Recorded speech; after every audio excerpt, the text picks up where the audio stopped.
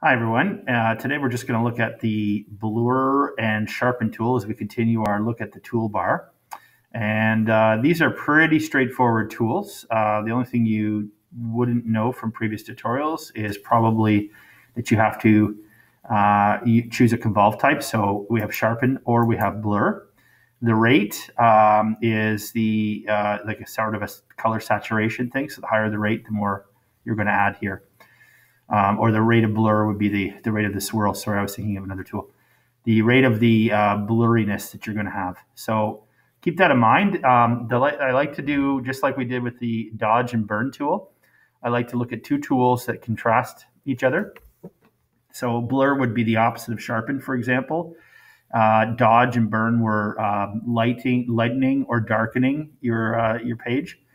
So in this case, we're going to blur the background and sharpen the dog in this tutorial. So using the blur tool and selecting blur, we're just going to come in.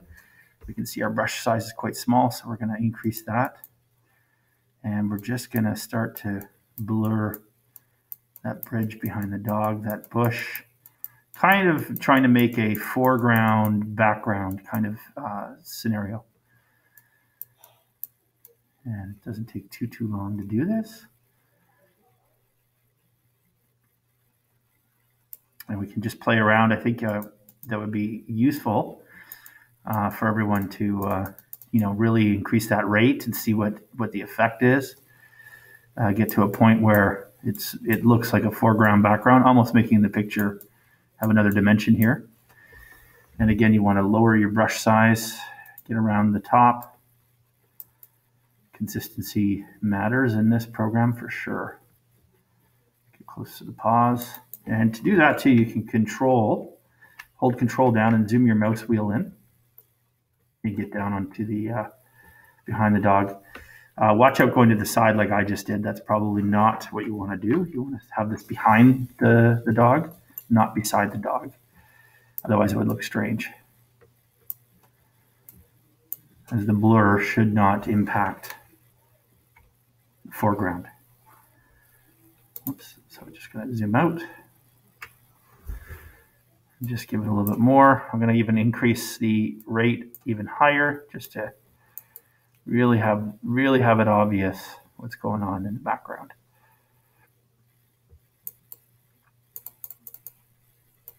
Dog in focus, background out of focus.